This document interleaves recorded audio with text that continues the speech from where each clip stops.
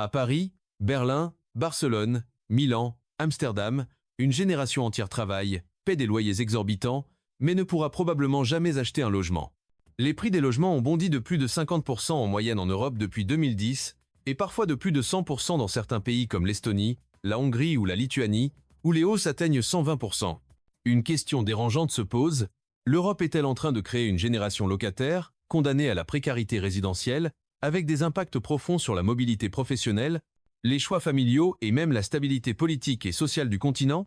Pour comprendre cette crise profonde, il faut revenir à la mécanique froide des chiffres. Prix qui ont grimpé de 45% en France et de 70% aux Pays-Bas depuis 2010, salaires qui stagnent autour de 2% de croissance annuelle réelle après inflation, loyers absorbant jusqu'à 40% des revenus des jeunes dans des villes comme Paris, où un studio coûte 1 200 € par mois, et un stock de logements insuffisant avec un déficit estimé à 1 million d'unités en Allemagne, 800 000 en Espagne et 500 000 en Italie, aggravant la pénurie dans les métropoles. Depuis 2010, l'indice des prix des logements dans la zone euro a augmenté de plus de 50%, avec des pointes à 135% en Suède, 120% en Autriche et 100% en République tchèque, alors que les revenus n'ont pas suivi le même rythme, avec une croissance salariale réelle moyenne de seulement 15% sur la période ajustée à l'inflation. Dans certaines capitales ou grandes villes comme Paris, où les prix au mètre carré ont dépassé 10 000 € en moyenne dans le centre, ou Berlin où ils ont doublé pour atteindre 5 000 €, les prix ont presque doublé en une décennie. Alors que les salaires des 25 à 39 ans stagnent autour de 2 500 € net mensuels en moyenne européenne,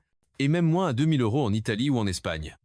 Autrefois, acheter à 30 ans était un horizon normal pour 60% des jeunes ménages dans les années 2000. Aujourd'hui, pour beaucoup, c'est un scénario théorique, réservé à ceux qui héritent d'un bien familial ou gagnent très bien leur vie avec des salaires supérieurs à 4 000 €, avec seulement 30% des 25 à 34 ans propriétaires en France contre 45% en 2000, et des chutes similaires à 25% aux Pays-Bas. Voici le plan de notre analyse. D'abord, l'explosion des prix dans les grandes villes avec des exemples concrets comme Lisbonne, où les hausses atteignent 145% depuis 2010, ou Amsterdam à 100%.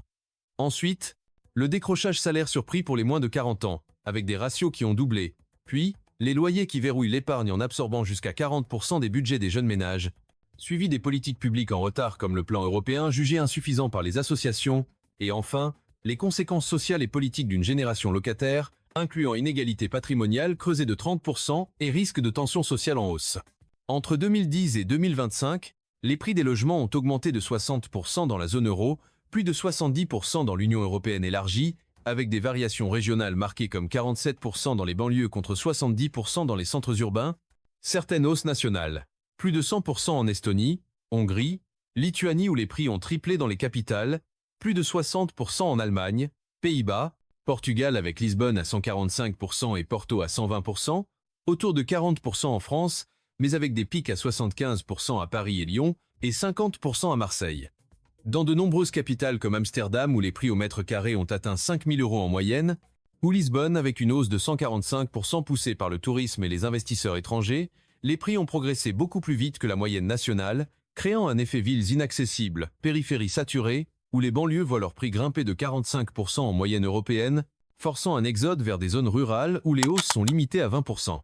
Mais la clé de la génération locataire n'est pas seulement la hausse des prix. C'est le décrochage entre ce que coûte un logement, souvent plus de 500 000 € pour un appartement de 60 mètres carrés en ville, et ce que gagne un moins de 40 ans, avec des salaires médians à 30 000 € annuels en Europe méridionale. Les salaires réels ont progressé faiblement depuis 2010, souvent rattrapés ou mangés par l'inflation, surtout après 2020 et avec des taux à 8% en 2022 et 5% en 2024. Le ratio prix du logement sur revenu disponible s'est dégradé dans la plupart des grandes villes. Acheter exige désormais 10, 12, 15 années de revenus pour un ménage jeune, contre 5 à 7 auparavant, par exemple 12 années à Paris contre 6 en 2000 et 15 années à Amsterdam contre 8. Dans plusieurs pays comme l'Allemagne où la part des jeunes propriétaires a chuté de 40% à 30% depuis 2010, ou les Pays-Bas avec une baisse de 35% à 25%, la part des propriétaires parmi les 25 à 34 ans est en baisse par rapport aux années 2000, signe d'un recul structurel de l'accession jeune.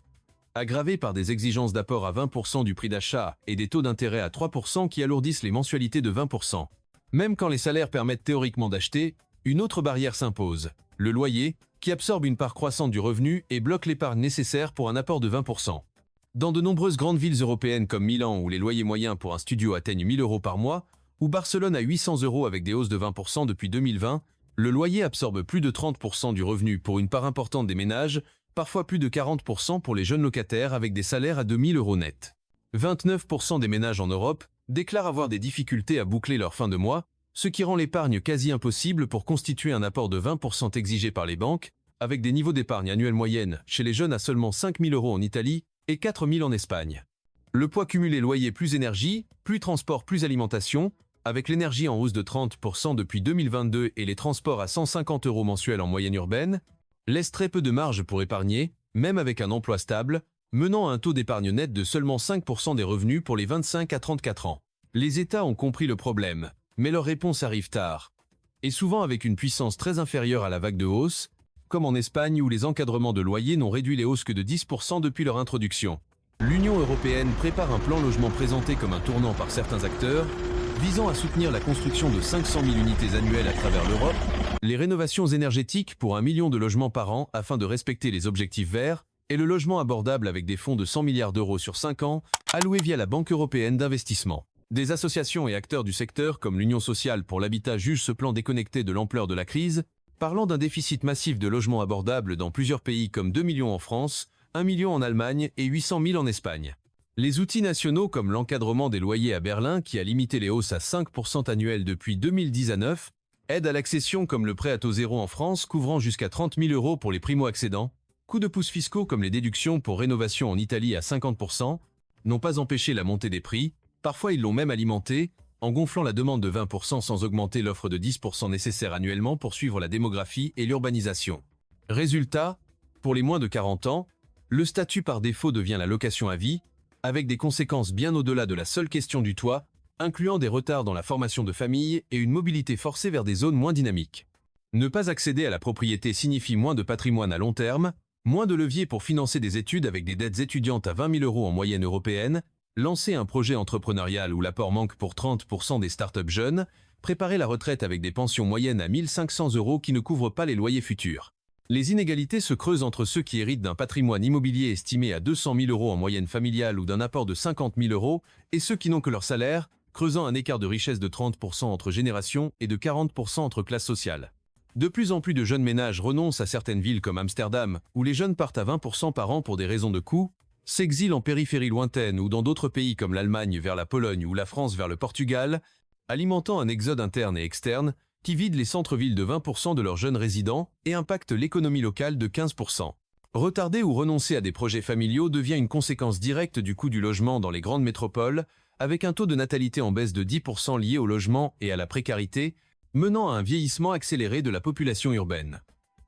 La combinaison logement cher, salaire sous pression et difficulté à finir le mois alimente la défiance et la tentation de vote de rupture, comme vu aux élections européennes de 2024 avec une hausse de 20% des votes extrêmes parmi les jeunes locataires en situation de précarité. Plusieurs institutions européennes comme le Comité économique et social alertent sur le lien entre pauvreté, mal logement touchant 15 millions de personnes dont 5 millions de jeunes, et instabilité politique croissante, avec des risques de tension sociale en hausse de 15% et des manifestations sur le logement multipliées par 2 depuis 2020. Autrement dit, la génération locataire n'est pas seulement un fait immobilier. C'est une ligne de fracture économique, sociale et politique, avec des risques de polarisation accrus dans une Europe déjà divisée par les inégalités régionales et générationnelles.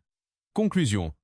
En Europe, les moins de 40 ans découvrent qu'ils peuvent faire des études, travailler, payer leurs impôts, et rester locataires toute leur vie dans les grandes villes comme Milan ou Barcelone où les loyers ont augmenté de 30% depuis 2020. Face à des prix qui ont explosé de 60% en moyenne européenne, des salaires qui peinent à suivre avec une croissance réelle à 1% annuel après inflation, et des politiques publiques à contretemps comme le plan européen limité à 100 milliards d'euros jugé insuffisant par les experts pour combler un déficit de 4 millions de logements abordables, une génération entière risque de vivre sans ancrage propriétaire, avec une précarité résidentielle devenue norme pour 30% des jeunes et un impact sur la croissance économique de 1% du PIB perdu en mobilité réduite. Et maintenant, la vraie question.